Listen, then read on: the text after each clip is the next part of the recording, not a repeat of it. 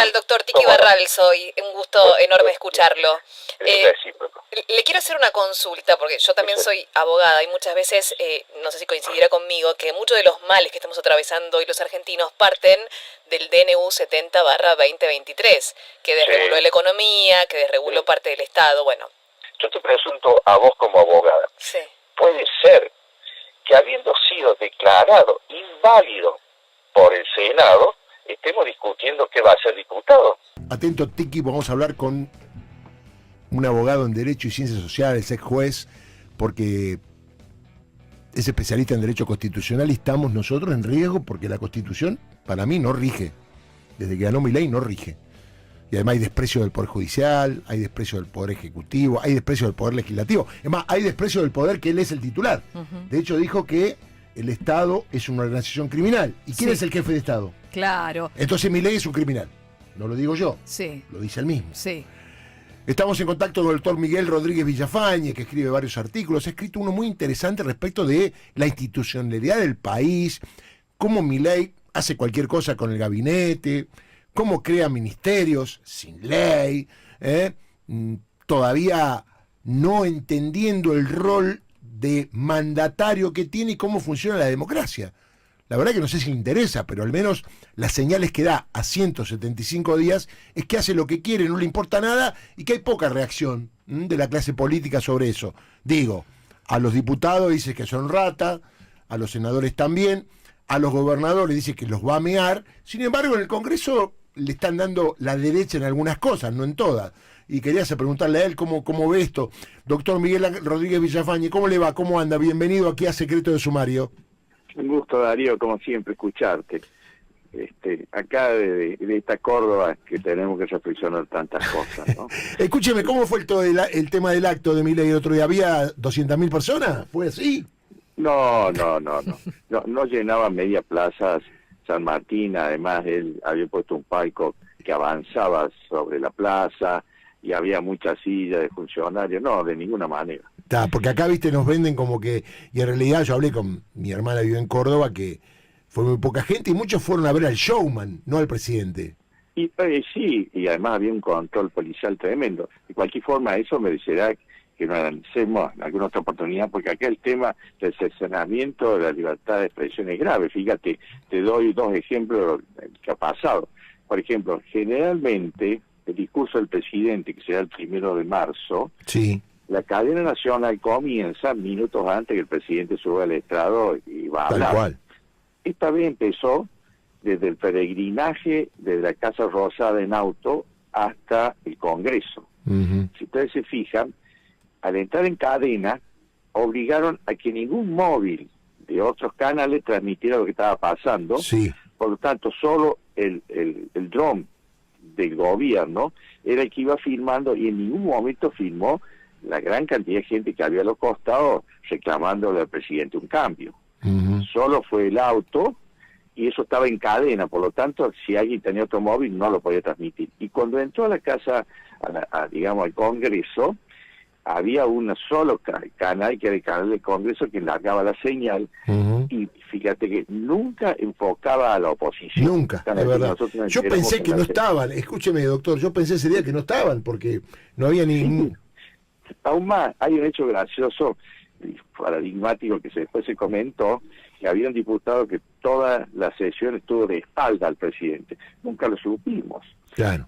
Y además estaba tan guionado el tema que por ahí él hablaba y hacía como una especie de silencio coyuntural, como diciendo, bueno, ahora toca el aplauso, ¿me explico? Claro, es verdad. O sea, es verdad. Podemos hablar de eso, tal vez la semana que viene, el Día del Periodismo, tenemos que reflexionar sobre todo. Ahora, Doc, cuénteme un poquito cómo ve estos movimientos de gabinete, esa toma de decisiones, es ida y vuelta, es mezclar todo en un gabinete como el de Sandra Petovelo, que ya demuestra de que por ese camino no va, ¿no? Es que casualmente estamos cayendo nuevamente. Primero tenemos que saber que estamos ante una persona anárquica. Fíjate que él dice anárquica capitalista y nosotros nos quedamos más con el final del capitalismo, pero el anárquico, como lo dice la palabra, no creen nada. Si el semáforo para cruzar en verde cruza en rojo, y si el semáforo para no cruzar fuera de otro tipo, cambiaría. El anárquico no tiene, fíjate que yo siempre digo, yo respeto al revolucionario, puede estar en desacuerdo, pero propone algo. El anárquico es la anarquía, como dice directamente. Fíjate cómo puede ser, como vos bien dijiste en la introducción, que un presidente diga que el Estado es una asociación ilícita, y diga que su modelo es la mafia, porque dice que la mafia tiene competencia y tiene reglas, o sea que tiene ahora códigos, dijo. Tiene código, o sea, nosotros tenemos que hacer un curso acelerado en el narcotráfico, una cosa colectiva, para ver cómo gobernar, un absurdo. Y además, fíjate que él todo esto lo plantea diciendo que su héroe fue Al Capone, y por un lado, fíjate, plantea dos cosas que son paradigmáticamente contradictorias. Por un lado dice que ellos vienen a defender la propiedad. Ahora bien, ¿qué propiedad habría que aclarar? Porque el sueldo de una persona es su propiedad también. La jubilación también es su propiedad. Y aún más, fíjate que él mismo no respeta una propiedad que es valiosa, que es la propiedad intelectual. En todo su libro está saliendo que piratea como loco, y resulta que no respeta la propiedad intelectual de quienes hicieron esos pasos, porque ni siquiera son citados entrecomillados.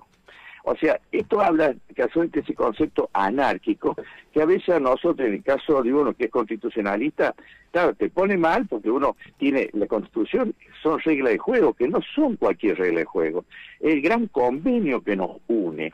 Y él casualmente, a cada rato trata de darle la espalda a ese convenio. Desde cuando asume que dice, señores, voy a hablar de espalda al Congreso, que él después del discurso en donde en el Congreso está representado el 100% de la población, después vaya y le habla a sus acólitos, me parece respetable, todos los gobiernos lo han hecho.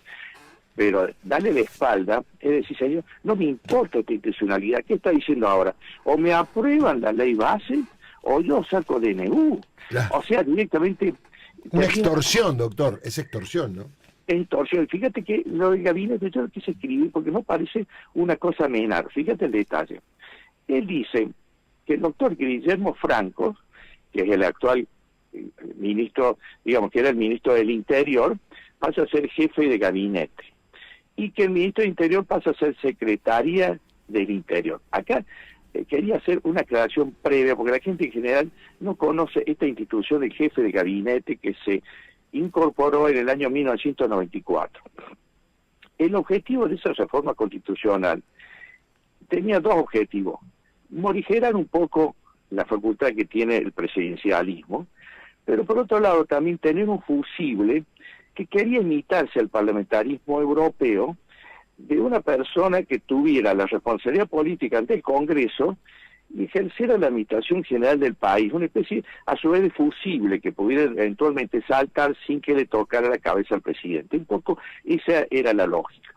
Este jefe de gabinete no es cualquier ministro, tan es así que, de acuerdo al artículo 101 de la Constitución, debe concurrir al Congreso al menos una vez por mes, alternativamente a cada Cámara, para informar sobre la marcha del gobierno. Un mes diputados, otra vez senadores. Esto también es muy importante, porque fíjate que acá se ha desnaturalizado la figura del vicepresidente, que al no cumplir esa función, en realidad el jefe de gabinete ha venido a hacerlo, porque el vicepresidente no es un senador, preside el Senado, pero no es un senador, pero se supone que es el vínculo entre el Poder Ejecutivo y el Poder Legislativo. Vínculo que no lo cumple, al punto tal que en el último tiempo la oficina del vicepresidente en la Casa de Gobierno no la ocupa nunca, salvo que vaya a reemplazar al presidente, que ni siquiera va a esa oficina. Tampoco. Le voy a hacer una pregunta a mi compañera, doctor. Sí, ¿qué tal, doctor? Tiki Barral soy. Un gusto enorme escucharlo. Le quiero hacer una consulta, porque yo también soy abogada y muchas veces, no sé si coincidirá conmigo, que muchos de los males que estamos atravesando hoy los argentinos parten del DNU 70/2023, que desreguló la economía, que desreguló parte del Estado. Bueno, la pregunta es la siguiente: ¿por qué se está demorando tanto la justicia, ¿no es cierto?, en tratar justamente la inconstitucionalidad? A mi criterio es absolutamente inconstitucional el DNU, porque no tuvo el tratamiento que debería haber tenido. ¿Por qué tarda tanto la justicia en declarar la inconstitucionalidad de ese DNU? ¿Qué es lo que está pasando? ¿Cuál es su mirada respecto de esto? Vos me estás tirando una pregunta, te explico. Primer detalle, estamos hablando del DNU 70, pero no estamos hablando del DNU 280. Sí. Ya vamos a ir a ver eso porque es muy importante. Primero, esto parte de algo que no se hable, yo lo dije cuando tocó hablar en la Cámara de Diputados, que es la inconstitucionalidad de la ley 26.122 que regula el procedimiento del DNU. Yo te pregunto a vos como abogada, sí. ¿Puede ser que habiendo sido declarado inválido por el Senado, estemos discutiendo qué va a ser diputado? Sí. Técnicamente tenía que haber caído inmediatamente, por varias razones. Uno, porque las leyes son para que salgan por dos cámaras. La regla que fija la ley esa es inconstitucional, que dice que basta con que uno lo apruebe para que se dé por aprobado, o sea, ignora la otra cámara, pero acá al revés. Resulta que basta con que, aunque una la haya declarado ilegal, fija cómo es la cosa. Para colmo, no opera el sistema de cámara de origen y cámara revisora, porque en una ley común, una cámara empieza, la otra la revisa y puede volver, como está pasando ahora con la ley base. En cambio, en este caso, queda un statu quo en donde pudiera haber una cámara que dijo no ya a la Cámara de Diputados, de Senadores, y una cámara que diga eventualmente sí. Hay un empate técnico, es una locura. Claro. Técnicamente no rige, y esto insisto, por varias razones.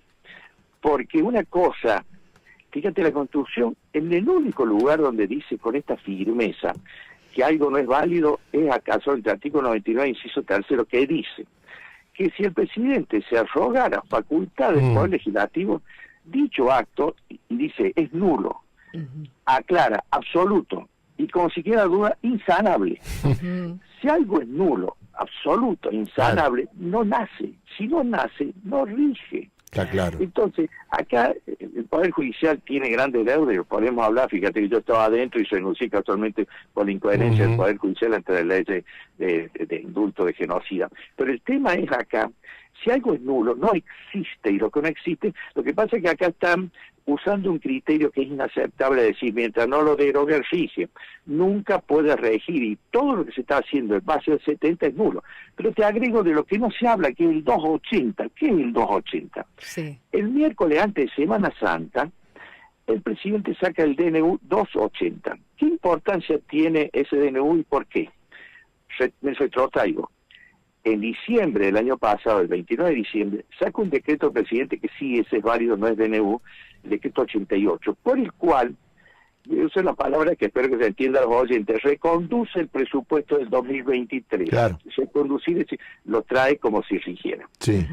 Eso hace que fija en este momento el presupuesto del 2023, que rige porque ese presupuesto cumplió todos los condicionamientos constitucionales, porque fue aprobado por el Congreso.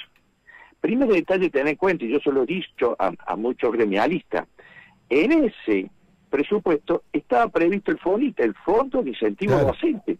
Por lo tanto, él no podía dejar de pagarlo. Correcto. Él mismo, a la reconducción, lo recondujo, lo transformó en ley, y al transformarlo en ley tiene que cumplirlo. Está claro. Aún más, no solamente es el gusto de no darlo, sino que en el 280, y el 280 que salió el miércoles antes de Semana Santa, en vez de presentar un nuevo presupuesto, que es la obligación, porque en última instancia el presupuesto lo aprueba el Congreso, no, saca el 280, en donde reforma el presupuesto del 2023, una locura. En lo que sí importa los grandes intereses económicos, sí actualiza alguna posibilidad de emitir bonos y todo ese tipo de cosas, pero hace dos cosas. Ahí sí, recién por primera vez, elimina el FONIT sin decirlo muy claramente, ¿no? Claro.